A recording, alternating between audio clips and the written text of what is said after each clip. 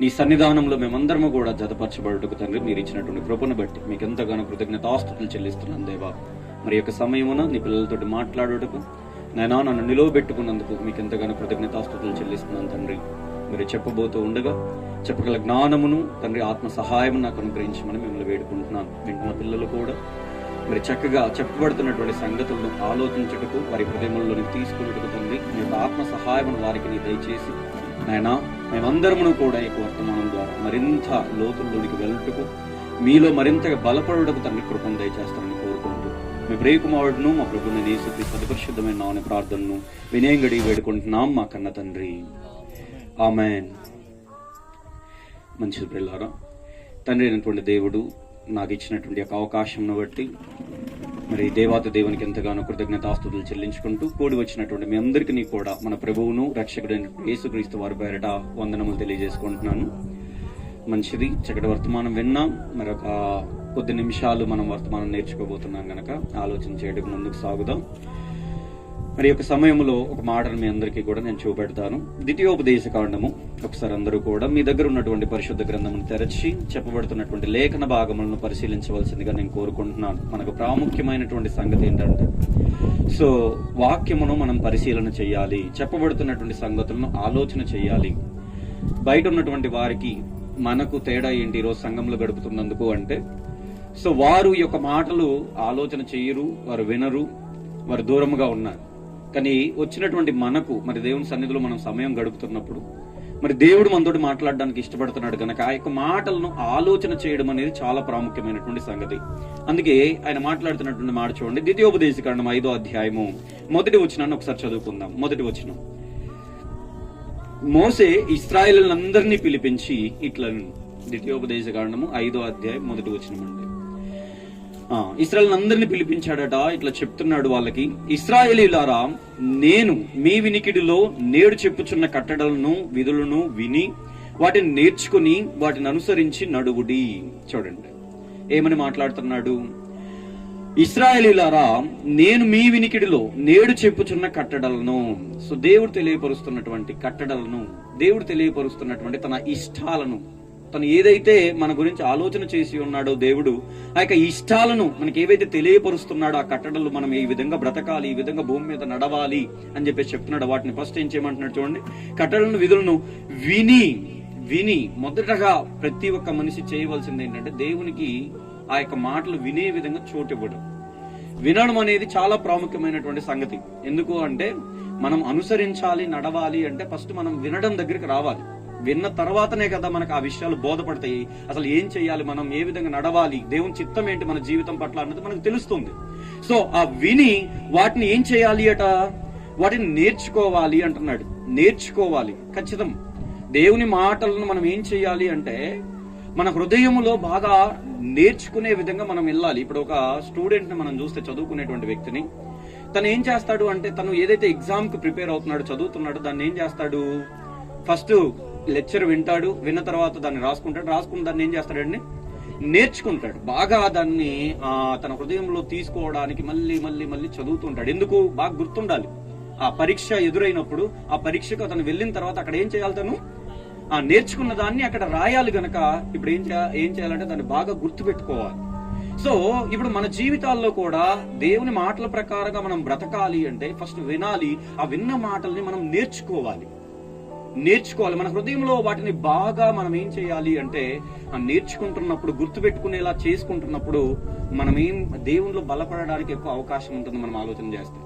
ఇప్పుడు మనకి పశువులను చూసినట్లయితే మీరు గమనించండి, అవి ఏం చేస్తాయంటే ఫస్ట్ ఆ గడ్డిని మొత్తాన్ని కూడా తిన్న తర్వాత అదేం చేస్తాయి, తర్వాత నెమరు వేసుకుంటూ ఉంటాయి. ఆ లక్షణాన్ని చూస్తున్నప్పుడు మనకు అర్థం కావాల్సింది ఏంటి అంటే మనము కూడా వాక్యమును ఏం చేస్తూ ఉండాలి అంటే నెమరు వేసుకుంటూ ఉండాలి. ఏదో విన్నాము, ఏదో మళ్ళీ వదిలేసాము, విడిచిపెట్టేశాము అన్నది కాదు. కానీ దేవుడు మన నుంచి కోరుకుంటుంది ఆ విన్న వాక్యమును ఎంతవరకు మన హృదయాల్లో ఉంచుకుంటున్నాం, ఎంతవరకు దాని ప్రకారంగా మన జీవితాలను మలుచుకుంటున్నాం అన్నది చాలా ఇంపార్టెంట్.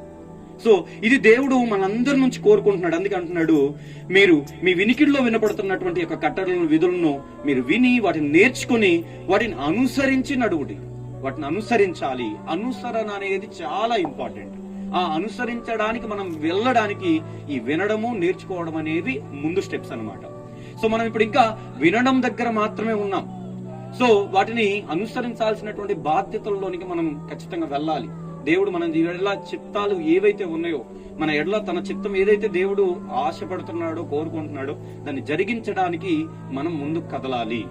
సో ఇన్ని రోజుల నుంచి, ఎన్నో సంవత్సరముల నుంచి మనం చర్చికి వెళ్ళడం కావచ్చు, వాక్యం వినడం కావచ్చు, ఇవన్నీ మనం చేస్తూ వస్తున్నాం. మరి వస్తున్నటువంటి యొక్క వాక్యం విషయంలో మనం ఎంతవరకు దానిని అనుసరణలోనికి తీసుకొని వస్తున్నాం అన్నది చాలా ప్రాముఖ్యం. దాన్ని ఎంతవరకు మనం అనుసరణలోకి తీసుకుని వస్తున్నాం. అందుకే పౌలు గారు మాట్లాడతాడు, ఎఫెసీయులకు రాసినటువంటి పత్రికలో ఆయన మాట్లాడుతూ కొన్ని మాటలు మనతో తెలియపరుస్తాడు. ఆయన చూడండి, ఎఫెసీ పత్రిక ఒకసారి ఓపెన్ చేయండి వాళ్ళారా. ఎఫెసీయులకు రాసినటువంటి పత్రిక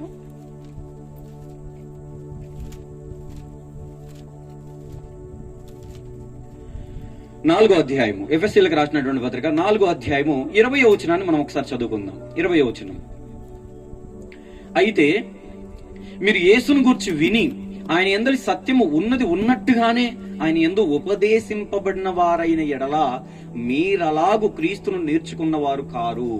ఏమంటున్నాడు చూడండి.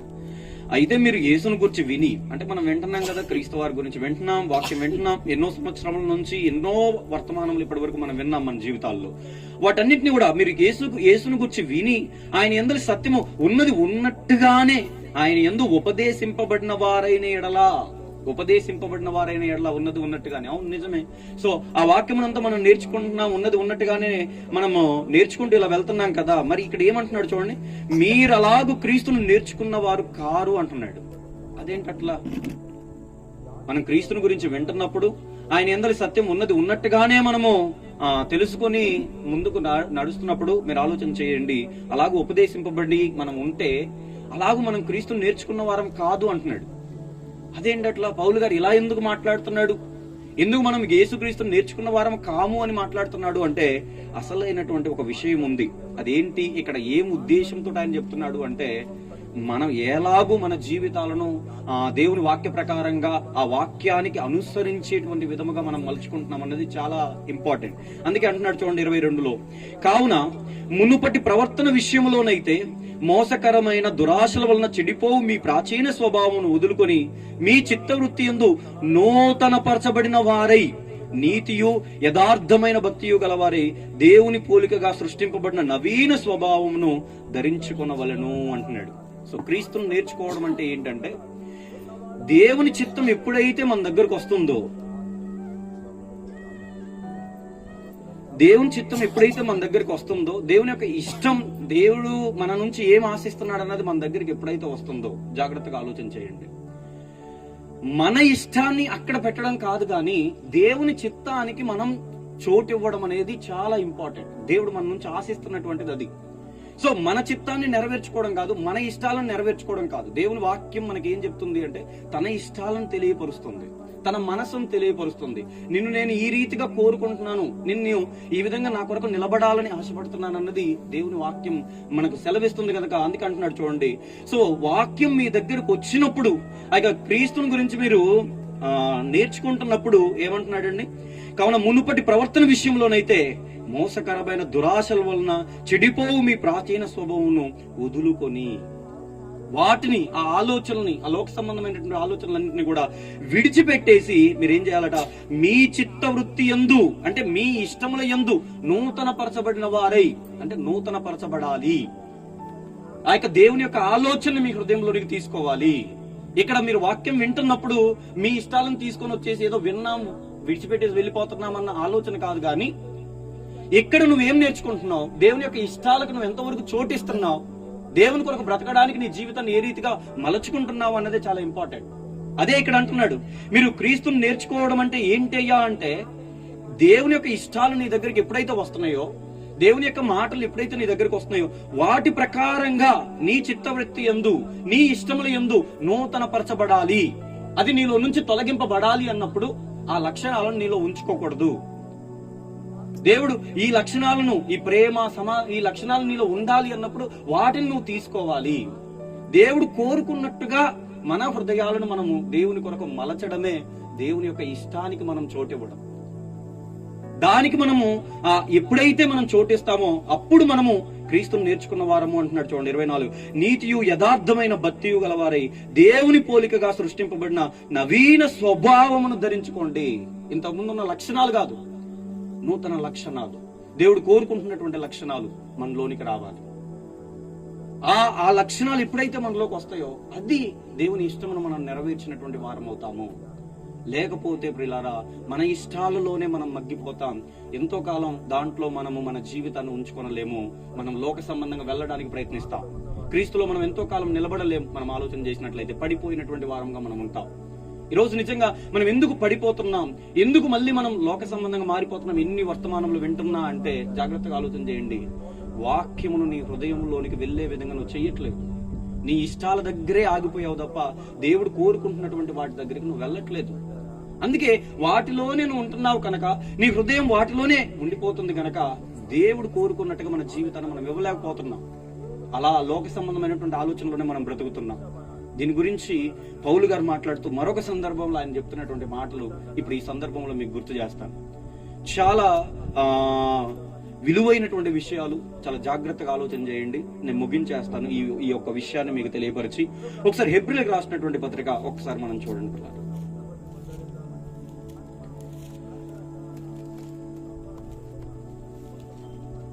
హెబ్రీయులకు రాసినటువంటి పత్రిక 3వ అధ్యాయము, హెబ్రీయులకు రాసినటువంటి పత్రిక 3వ అధ్యాయము చూడండి 12వ వచనం నుంచి ఒకసారి మనం ఆలోచన చేద్దాం. ఈ కొన్ని విషయాలు నేను చెప్పి ముగించేస్తాను, జాగ్రత్తగా వినండి. చూడండి, సహోదరులారా 3:12 అండి, జీవము గల దేవుని విడిచిపోవునట్టి విశ్వాసము లేని దుష్ట హృదయం మీలో ఎవని యందైనను ఒకవేళ ఉండునేమో అని జాగ్రత్తగా చూసుకొనుడి. ఏం మాట్లాడుతున్నాడు చూడండి.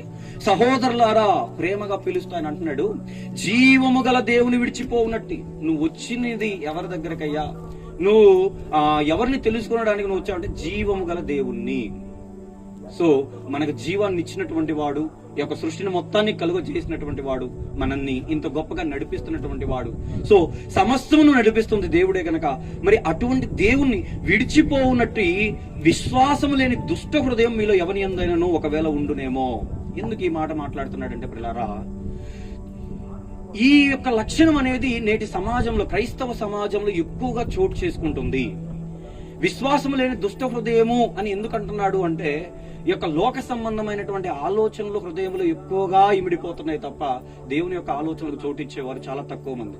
ఉదయం లేచిన దగ్గర నుంచి మనం ఎక్కువగా వింటున్నటువంటి మాటలు ఇదిగో బయట దగ్గర నుంచి వస్తున్నటువంటి మాటలే మన హృదయంలోనికి చేర్చుకుంటాం.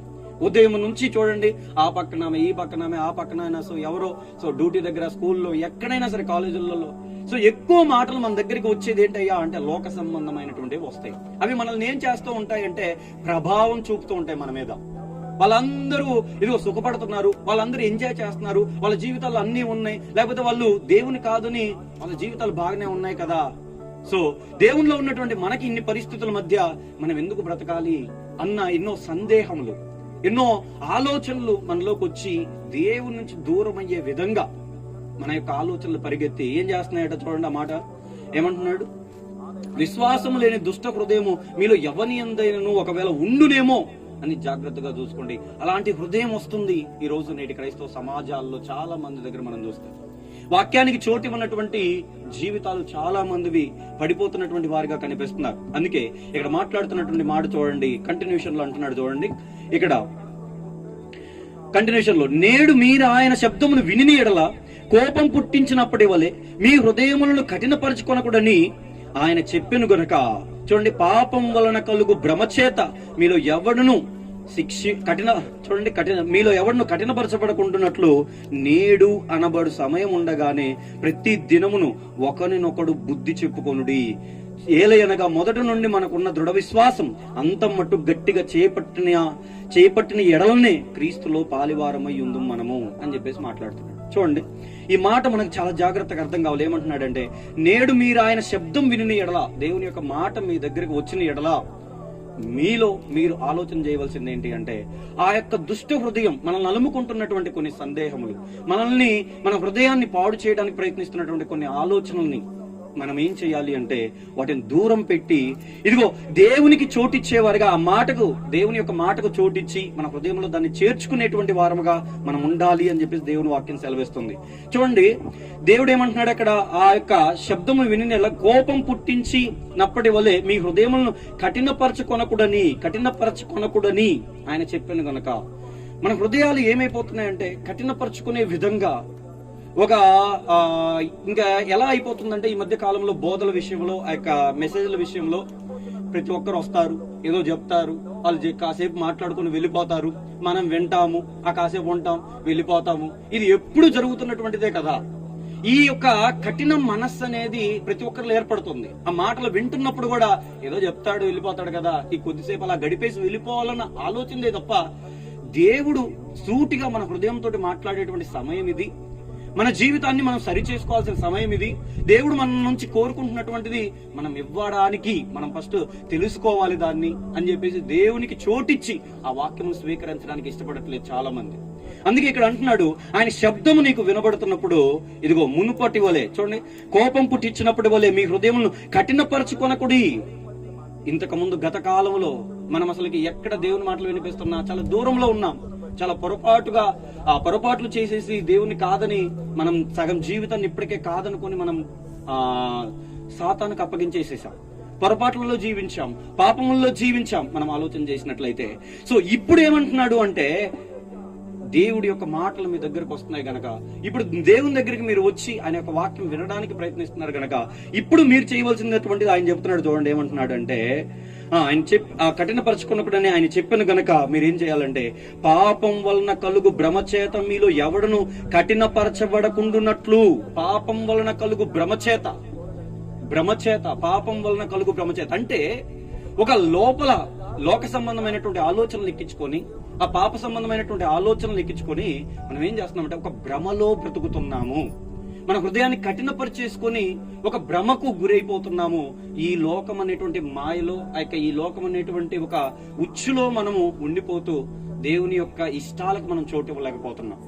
మనందరికీ తెలుసు ఈ లోకం ఒక మాయ. సో కొంచెం కాలం తర్వాత ఈ లోకాన్ని మనం విడిచిపెట్టి వెళ్ళిపోతాం. ఏ క్షణం మరణం పలకరిస్తుందో మనకు తెలియదు. ఆ క్షణం మనం ఈ లోకం నుంచి వెళ్ళిపోవాలి. ఆ వెళ్ళిపోయిన మరుక్షణమే మరి దేవుని దగ్గర మనం తీర్పులో నిలబడాలి అన్న విషయం మనందరికీ తెలుసు. కానీ పాపం వలన కలుగుతున్నటువంటి భ్రమచేత అనగానే పాపం మనల్ని ఏం చేస్తుందంటే పట్టుకొని ఈ లోక సంబంధమైనటువంటి ఆలోచనలు బంధించడానికి ప్రయత్నిస్తుంది. నీ జీవితం అక్కడే ఆగిపోయే విధంగా చేస్తుంది. ఒక కఠినత్వంలోనే మనం హృదయం ఉండే విధంగా. ఎన్నిసార్లు దేవుని వాక్యం మన దగ్గరకు వచ్చి మనతోటి మాట్లాడుతున్నా ఆ యొక్క కఠినత్వపు జాడలు మాత్రమే మన హృదయంలో కనిపిస్తున్నాయి.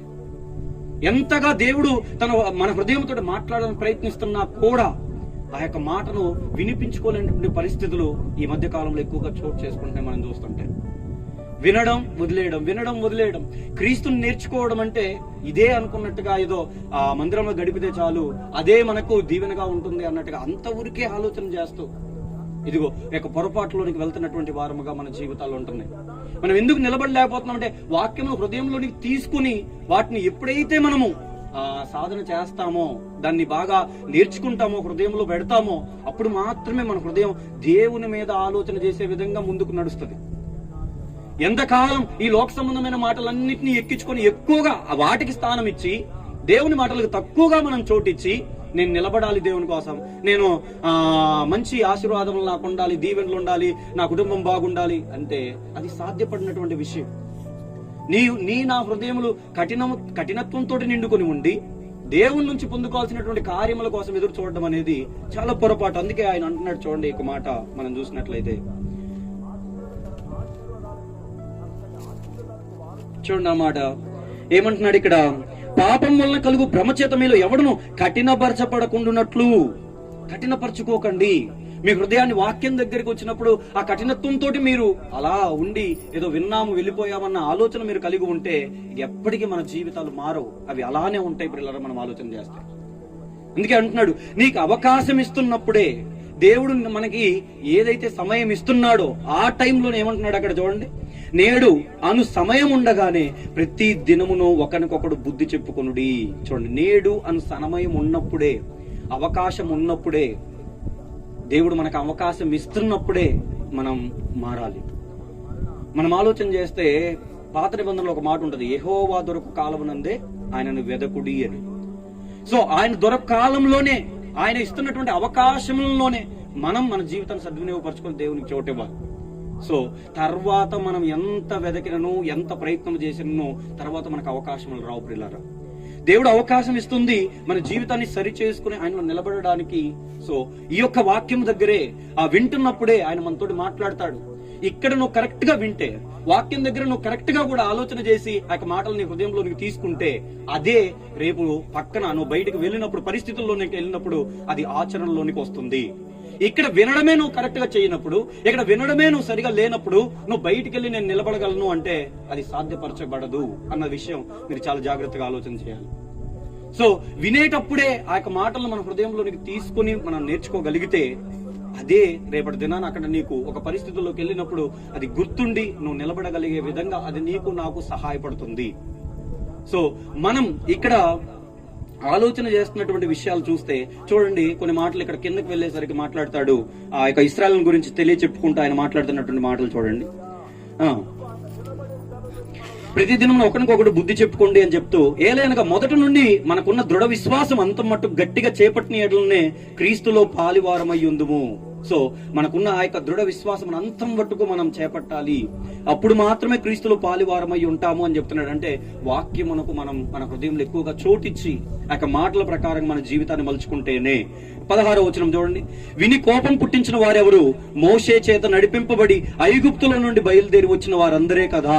చూడండి, దేవునికి కోపం పుట్టించిన వారు ఎవరంటే చూడండి, ఆ యొక్క విన్నారు, ఆ యొక్క మాటలను మోషే దగ్గర నుంచి వినడానికైతే విన్నారు, కానీ వాళ్ళు ఏం చేశారు? వాళ్ళ ఇష్టానుసారంగానే బ్రతికారు. ఎందుకు అలా చేశారు వాళ్ళు? ఒకటే, ఏదో మోషే చెప్తుంటే వినడానికి మట్టుకు విన్నారు తప్ప దాన్ని వారి హృదయంలోనికి వాళ్ళు తీసుకోలేరు. దాన్ని దేవుని యొక్క మాటని వారి ఇష్టంతో వారి హృదయంలోనికి తీసుకొని ఉండుంటే వారు ఆచరణలో పెట్టేవారు. అది వాళ్ళు పెట్టలేకపోయారు. ఎందుకు అంటే వారు వినడం దగ్గరే ఆగిపోయారు కనుక. సో దాని చోటు ఇవ్వలేదు కనుక. అందుకే అంటున్నాడు, విని కోపం పుట్టించిన వారు ఎవరు? మోషే చేత నడిపింపబడి ఐగుప్తుల నుండి బయలుదేరి వచ్చిన వారందరే కదా. చూడండి తర్వాత, ఎవరి మీద 40 ఏండ్లు ఆయన కోపగించను? పాపం చేసిన వారి మీదనే కదా. చూడండి, మనం ఆలోచన చేస్తే ఆయన ఎవరి మీద కోపగించాడు, ఎవరి మీదకి ఒక శిక్ష తీసుకుని వచ్చాడు అన్నది మనం ఆలోచన చేస్తే, వినడానికైతే విన్నామన్నట్టుగా నటిస్తూ బయటికి వెళ్ళేసరికి వారికి ఇష్టం వచ్చినట్టుగా వాళ్ళు బ్రతుకుతున్నారు. అందుకే యాకోబు రాసినటువంటి పత్రికలో పక్కనే మనకు ఒక మాట కనిపిస్తుంది. ఒకసారి చూడండి, యాకోబు రాసినటువంటి పత్రిక 1వ అధ్యాయము 23వ వచనం నుంచి మనం ఒకసారి చూస్తే 23 నుంచి 22 కూడా చదువుదాంలేండి. చూడండి, ఫాస్ట్ ముగించేస్తాం. మీరు వినువారు మాత్రమే ఉండి మిమ్మును మీరు మోసపుచ్చుకొనకుండా వాక్య ప్రకారం ప్రవర్తించువారునై ఉండుండి. చూడండి, వినువారు మాత్రమే ఉండి మిమ్మును మీరు మోసపుచ్చుకోండి. మనలో జరుగుతున్నటువంటి మోసం అదే. కఠినత్వంలోకి వెళ్ళిపోతున్నాం. దేవుని మాటలు మనకి హెచ్చరిక చేస్తున్నప్పుడు, దేవుని మాటలు మన హృదయాన్ని గద్దిస్తున్నప్పుడు మనం ఏం చేస్తున్నాం అంటే వాటిని తీసుకోకుండా ఏదో కఠినపరిచేసుకుంటున్నాం. చెప్తాడంతే, అది ఇప్పటికి ఎన్ని మెసేజ్లు వినలేదు, నేను మారానా? నా హృదయం ఎప్పుడన్నా మారిందా? అది అంతే, వాళ్ళు చెప్తారు, నేను ఇలానే ఉంటాను. ఒక కఠినత్వం, ఆ ఆలోచన నీలో ఉన్నప్పుడు దేవుడు నిన్ను ఎలా పైకి నిలబెట్టుకోవడానికి ప్రయత్నిస్తాడు మీరు ఒకసారి ఆలోచన చేయండి. తర్వాత ఏమంటున్నాడు చూడండి, ఇంకా 23, ఎవడైనా వాక్యమును వినువాడై ఉండి దాని ప్రకారం ప్రవర్తింపని వారైతే వారు అద్దములో తన సహజ ముఖమును చూచుకుని వారై ఉన్నారు. చూడండి, ఆ చూచుకుని మనుషుని పోలి ఉన్నాడు. అంతే కదా, సహజ ముఖమును చూసుకుంటా. మనలో దేవుని యొక్క వాక్యం ఫలించే విధంగా ఎలా ఉంటుంది చెప్పండి? ఇప్పుడు వాక్యం వింటున్నప్పుడు అది ఆచరణలోనికి వస్తుంటే నీ జీవితంలో ఒక వెలుగు కనబడుతుంటది. సో నువ్వు నడుస్తున్నటువంటి నడవడిక నిన్ను ఇంకా ధైర్యపరుస్తూ దేవునికి దగ్గర చేస్తూ ఉంటది. వింటున్నావు, వదిలేస్తున్నావు అన్నప్పుడు అది నిన్ను ఏ రీతిగా దేవుని దగ్గర నిలబెట్టడానికి ఉపయోగపడుతుంది మీరు ఆలోచన చేయండి. మరొక మాట కూడా అక్కడ ఏమంటున్నాడు చూడండి, ఇంకా 24, వాడు తన్ను చూచుకొని అవతలికి పోయి తాను ఎట్టివాడో వెంటనే మర్చిపోవును కదా. చూడండి, ఇక్కడ ఏం చేస్తాడు? ఏదో వింటున్నప్పుడు అబ్బా ఈరోజు చాలా బాగా చెప్పారు బ్రదరు, సో మంచి మాటలు చెప్పాడు, నా జీవితం అలా ఉండాలి ఇలా ఉండాలి, ఏదో మాట్లాడుకుంటాడు. అక్కడికి వెళ్ళేసరికి ఏం చేస్తాడట? వెంటనే మర్చిపోవును కదా తన స్థితి ఏంటో, దేవుడు తనని ఎంత గొప్ప స్థానం నిలబెట్టుకున్నాడో, నీకు ఇచ్చినటువంటి అవకాశం ఏంటో, వెంటనే మర్చిపోతాడు అని చెప్పేసి సెలవిస్తున్నాడు. దేవుడు మాట్లాడుతున్నాడు. మనం ఆలోచన చేసినట్లయితే పొరపాటు జరుగుతుంది ఎక్కడంటే వాక్యం వినే దగ్గరే జరుగుతుంది. దాన్ని కరెక్ట్ గా మనం శ్రద్ధగా విని మన హృదయంలోకి తీసుకోవాలి. వాక్యానికి మనం వస్తున్నప్పుడు ఎంతో శ్రద్ధతోటి, ఎంతో దేవుడు ఈ రోజు నాతో మాట్లాడబోతున్నాడు, దేవుడు నా హృదయాన్ని ఈ రోజు మార్చడానికి ప్రయత్నిస్తున్నాడు, నా జీవితాన్ని సరిచేయడానికి ఆయన ఇష్టపడుతున్నాడు. ఇంకెంతకాలం నేను దేవునికి దూరంగా ఉంటాను? నేడు అనే సమయం ఉండగానే నేను నా హృదయాన్ని దేవునికి చోటిచ్చి ఆ మాటలను చేర్చుకుంటాను. అది మనం చేయగలిగితే అప్పుడు మనం మార్చబడగలుగుతాం. ఒకసారి మరొక మాట చూడండి, ఎబ్రిల్కి రాసినటువంటి పత్రిక 4వ అధ్యాయంలో చూడండి, 4వ అధ్యాయం 2వ వచనం ఒకసారి చూడండి. 4:2 వారికి ప్రకటింపబడినట్లు మనకును సువార్త ప్రకటింపబడిను. చూడండి, వారికి ప్రకటింపబడినట్లు ఎవరికి? ఇశ్రాయేలీయులకి. వాళ్ళకి ఎలాగైతే ప్రకటింపబడిందో ఆ రోజు మనకు కూడా అదే రీతిగా ప్రకటింపబడుతుంది. కానీ వారు వినిన వారితో విశ్వాసం గలవారై కలిసి ఉండలేదు గనక విన్న వాక్యం వారికి నిష్ప్రయోజనమైన దాయను. ఏం జరిగిందట? విన్నారు, వినడానికైతే పేరుకైతే విన్నారు, కానీ అది ఏమైపోయిందయ్యా అంటే నిష్ప్రయోజనంగా మారిపోయింది ఇశ్రాయేలీయుల దగ్గర. మనం ఆలోచన చేస్తాం ఈ రోజు మన జీవితాల్లో కూడా ఎంత వాక్యం వింటున్నా మన హృదయాన్ని కఠినపరుచుకుంటూ దేవునికి చోటు ఉన్నప్పుడు అది నిష్ప్రయోజనముగానే మారుతుంది. ఎన్ని మెసేజ్లు వింటున్నా హృదయాన్ని సిద్ధపరచుకోవాలి. మొదట నేను చెప్తున్నాను, మేము ఎన్ని మాటలు చెప్పినా సరే గుర్తుపెట్టుకోండి, నీ హృదయంలో నువ్వు దేవునికి చోటు ఇవ్వనంత కాలం నీ జీవితం నిలబడదు దేవుని కోసం. మీకు అర్థమైందని నేను అనుకుంటున్నాను. ఒక కోడి ఆ గుడ్లు పొదిగించినప్పుడు దాని గుడ్ల మీద ఉంచినప్పుడు మీరు గమనించండి, ఆ వెచ్చదనాన్ని ఆ కోడి ఏం చేస్తుందంటే ఆ గుడ్లకు అందజేస్తూ ఉంటది. 3 వారాలు అలా ఉంచుతారు కదా, కొన్ని వారాలు అలా ఉంచుతున్నప్పుడు ఆ వెచ్చదనం అనేది దానికి ఆ గుడ్డుకు అందజేస్తున్నప్పుడు, ఆ చిన్న లోపల ఉన్నటువంటి బిడ్డకు అందజేస్తున్నప్పుడు అదేం చేస్తుంది తెలుసా? ఆ వెచ్చదనాన్ని తీసుకుని ఆ లోపల ఉన్నటువంటి ఆ కోడి పిల్ల దాన్ని పొడుచుకుని మరి ఆ గుడ్డును పగలగొట్టుకుని మరి అది బయటకు వస్తుంది. మనం ఆలోచన చేస్తే ఎన్ని రోజులు వాక్యం అనే వెచ్చదనం నీ దగ్గరకు వస్తున్నా నువ్వు చోటు ఇవ్వనప్పుడు అది నీలో ఫలించదు. నువ్వు క్రీస్తుని నేర్చుకున్నటువంటి వారముగా మనం ఉండము. దాన్ని ఎప్పుడైతే ఆ వెచ్చదనం నీకు తాకగానే నువ్వు దేవునికి చోటిచ్చి ఆ మాటలకు చోటిచ్చి నువ్వు నిలబడడానికి ప్రయత్నిస్తావో అప్పుడు మాత్రమే మనము దేవునిలో నిలబడగలుగుతాం. పిల్లారా, నేను ఒకటే మాట చెప్తున్నాను, బాగా ఆలోచన చేయండి. ఈ మాట ముగించేస్తున్నాను, చివరి మాట. ఈ లోకంలో దేవుని సహాయమును మనం ఎంతగా అయితే తీసుకుని నిలబడగలుగుతామో దాన్ని బట్టే మనం ఈ లోకాన్ని గెలవగలుగుతాం. మనకు మనముగా ఈ లోకాన్ని గెలవడం అస్సలు సాధ్యపడదు. అది దేవుని సహాయం ద్వారా మాత్రమే మనం ఈ లోకాన్ని గెలవగలుగుతాం. నీలో నాలో బలహీనతలు ఏంటో మనకు తెలుసు. ఆ బలహీనతల్లో బలమును మనం దేవుని నుంచి కోరుకుని నిలబడడానికి ప్రయత్నించాలి. మీకు అర్థమైందని నేను అనుకుంటున్నాను. ఆ సహాయతను మనం తీసుకోవాలి, దేవుణ్ణి వేడుకోవాలి, నీ ప్రయత్నం ఉండాలి. నువ్వేమీ ఇవ్వకుండా, చోటు ఇవ్వకుండా దేవుణ్ణి నిలబెట్టుకోమంటే అది సాధ్యపడదు. ఇప్పుడు ఒక గుంతలో పడిపోతున్నాము, ఏదో ఒక కొమ్మ మనకి అడ్డుగా వచ్చింది, దాన్ని పట్టుకొని గుంతలో పడిపోతే అలా ఉన్నాం.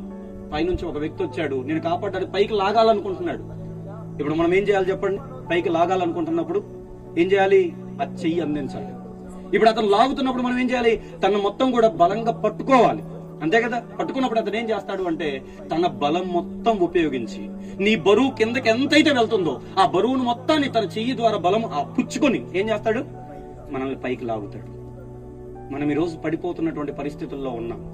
దేవునికి నువ్వు చోటిస్తే, దేవునికి నువ్వు చెయ్యందించి బలముగా పట్టుకోవడానికి ప్రయత్నిస్తే దేవుడు ఏం చేస్తాడంటే నీకు ఆ పరిస్థితుల్లో నుంచి నిలబడగలిగేటువంటి ఆ శక్తిని, ఆ బలాన్ని మొత్తాన్ని కూడా నీకు ఇచ్చి ఆయన పైకి లాక్కుంటాడు. మీకు అర్థమైందని నేను అనుకుంటున్నాను. సో మనం దేవునికి చోటిచ్చే వారముగా మొదటగా ఉండాలి. మనం ఎంతకాలము చోటు ఇవ్వకుండా మనం ఉంటున్నా మన జీవితాల్లో ఆ వెలుగు, ఆ దీవెనలు ఆ విధంగా దేవునిలో మరింతగా వాడబడే విధంగా మనం ముందుకు వెళ్ళాం. మనం ప్రయత్నం చేయాలి, మన నుంచి ప్రయత్నం మొదటగా ఉండాలి. ఈ విషయాన్ని జాగ్రత్తగా మీరు ఆలోచన చేస్తారని నేను కోరుకుంటున్నాను. దేవుడు అవకాశం ఇచ్చినప్పుడే దీన్ని మనం సద్వినియోగపరచుకోవాలి. ఒకటే విషయాన్ని చివరిగా నేను చెప్పేసి ముగించేస్తాను. బాగా ఆలోచన చేయండి ఒక మాట. ఏమండి, మనం చేసినటువంటి పొరపాట్లకి, మనం చేసినటువంటి తప్పిదాలకి దేవుడు మనల్ని ఎప్పుడో ఈ లోకంలో నుంచి, భూమి మీద నుంచి తీసివేయాలి. అవునా? సో మనం చేసినటువంటి తప్పిదాలను బట్టి తీసివేసిన మరుక్షణమే మనం ఎక్కడికి వెళ్ళిపోతాం మనకు తెలుసు. వాక్యం మనందరికీ తెలుసు కదా. ఎక్కడికి వెళ్ళిపోతాం?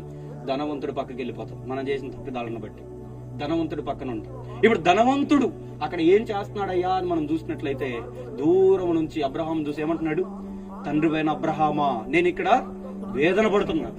అని చెప్పేసి కేకలేస్తూ అరుస్తున్నాడు, చాలా యాతన పడుతున్నాడు, ఎంతగానో భయంకరమైనటువంటి అగ్నిలో అతను ఇబ్బంది పడుతూ ఉన్నాడు అన్న విషయం మనకు అర్థమవుతుంది అక్కడ. సో మనము కూడా అదే పరిస్థితుల్లో ఉంటాం.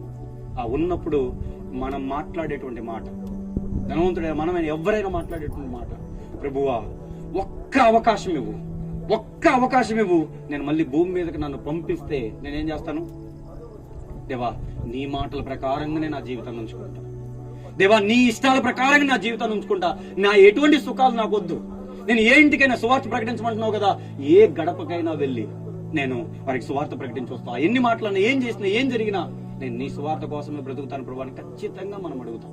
అంతేనా? అది తట్టుకోలేం ఆ పరిస్థితిని. సో ఇదొక్క అవకాశం ఇవ్వు, నేను మళ్ళీ వెళ్ళి సో అది చేయగలుగుతాను అని చెప్పేసి ఖచ్చితంగా మనం వేడుకుంటాం, మనం ఆలోచన చేస్తే. సో ఇప్పుడు మీరు ఆలోచన చేయాల్సిన విషయం ఏంటంటే, ధనవంతుడికి ఆ అవకాశం లేదు. ఈరోజు ఉందా ధనవంతుడికి? అంత అడిగినా సరే దేవుడు అవకాశం ఇవ్వలే. మరి ఈ రోజు నువ్వు నేను ఆ స్థితిలో ఉండాలి, కానీ మనల్ని ఏం చేశాడు తెలుసా? ఇంకా భూమి మీద ఉంచాడు, ఇంకా అవకాశమును ఇక్కడ మనకి ఇచ్చి ఉంచాడు. ఇప్పుడు మన అవకాశం మనం ఎలా సద్వినియోగపరచుకుంటున్నాం అన్నది చాలా ఇంపార్టెంట్. సో అక్కడికి వెళ్ళిన తర్వాత మనం అడిగేటువంటి మాట మనకు అర్థమవుతుంది, ప్రభువా ఒక్క అవకాశం ఇవ్వు, మేము ప్రతి ఇంటికి వెళ్ళి సువార్త ప్రకటించడానికి ప్రయత్నిస్తామయ్యా మేము తెలుసుకున్న దాన్ని బట్టి. అదే అవకాశం ఈ రోజు నీకు ఇచ్చి ఉన్నాడు, నీ చేతుల్లో ఉంది. సో నువ్వు నేను మనం ఏం చేస్తున్నాము ఇప్పుడు ఆ అవకాశమును? వెళ్ళిపోయిన తర్వాత మనకి చేయడానికి ఏమీ ఉండదు ఒక్కసారి. అదే కదా ప్రసంగి గ్రంథంలో ఉంటుంది, నువ్వు వెళ్ళబో పాతాళంలో ఏమీ లేదు, ఉపాయమైన తెలివైన జ్ఞానమైన ఏమీ లేదు, ఏం చేయలేవు. సో ఏదైనాను సరే చేతికి నీకు వచ్చినటువంటి పనిని ఈ భూమి మీద ఉన్నప్పుడే చేయమని చెప్పాడు, ఈ అవకాశం ఇక్కడ ఉన్నప్పుడే. అందుకే ఆ మాట ఒక్కసారి చదివి ప్రార్థన చేసుకుందాం. ప్రసంగి గ్రంథం చూడండి ఒకసారి, ప్రసంగి గ్రంథం 9వ అధ్యాయం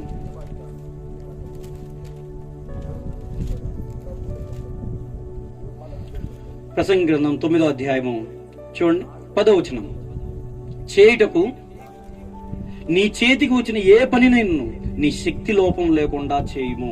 ఇక్కడ ఉన్నప్పుడే చేయుటకు నీ చేతికి వచ్చిన దేవుడు ఇచ్చినటువంటి పని, దేవుడు మనకి ఇచ్చినటువంటి అవకాశం ఇక్కడ ఉన్నప్పుడే సద్వినియోగపరచుకోవాలి. ఆ తర్వాత మనకు అవకాశం లేదు. అదే మాట అంటున్నాడు చూడండి అక్కడ. తర్వాత చూడండి కంటిన్యూ, నీ ఉపోవు పాతాళమునందు పని అయినను ఉపాయమైనను తెలివైనను జ్ఞానమైనను లేదు. సో ఇక్కడ ఉన్నప్పుడే దేవుని మాటల్ని మన హృదయంలోకి తీసుకోవాలి, మన హృదయాన్ని సరి చేసుకోవాలి. ఎక్కడైతే మనం బలహీనతలు కలిగి ఉన్నామో ఆ బలహీనతల్లో బలం ఇచ్చే విధంగా దేవుని వేడుకోవాలి. ఇక్కడ నువ్వు ప్రార్థన చేయకుండా, ఇక్కడ నువ్వు ఆ బలమును పొందుకొనకుండా నువ్వు కూడా నిర్లక్ష్యం చేస్తే తర్వాత పరిణామాలు మనం ఎదుర్కొనలేం ప్రియులారా. కాబట్టి భూమి మీద ఉన్నప్పుడే మనకి ఇచ్చినటువంటి అవకాశమును బట్టి మనం దేవునిలో నిలబడడానికి ప్రయత్నించాలి, దేవుని సహాయాన్ని మనం తీసుకోవాలి.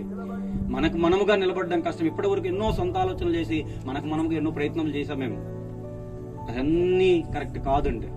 దేవుని మాటలు మనం వినాలి, ఎక్కువగా వినాలి. నీ హృదయం చెత్తతోటి నిండిపోయింది, లోక సంబంధమైనవి ఎక్కువగా ఉన్నాయి. మరి అలాంటప్పుడు నీవు ఏ విధంగా దేవుని కోసం నిలబడగలవు? అదంతా పోవాలి, ఆ చెత్తంతా పోవాలి అంటే దేవుని వాక్యం నీ హృదయంలోనికి రావాలి.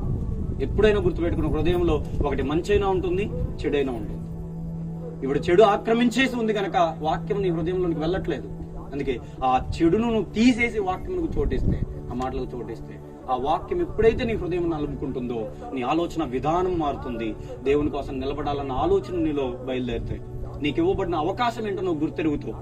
దేవుడు ఏ స్థితిలో నిన్ను ఉంచాడో నీకు తెలుస్తుంది.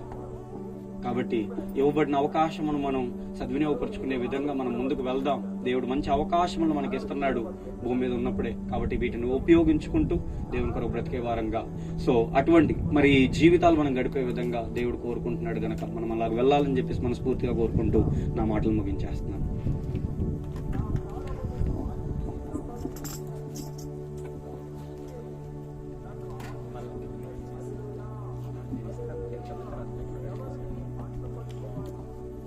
చక్కగా దేవుని మాటలు అందించిన తమ్మునికి వందనాలు. సమయంలో బల్ల ఎవరెవరు తీసుకుంటారు?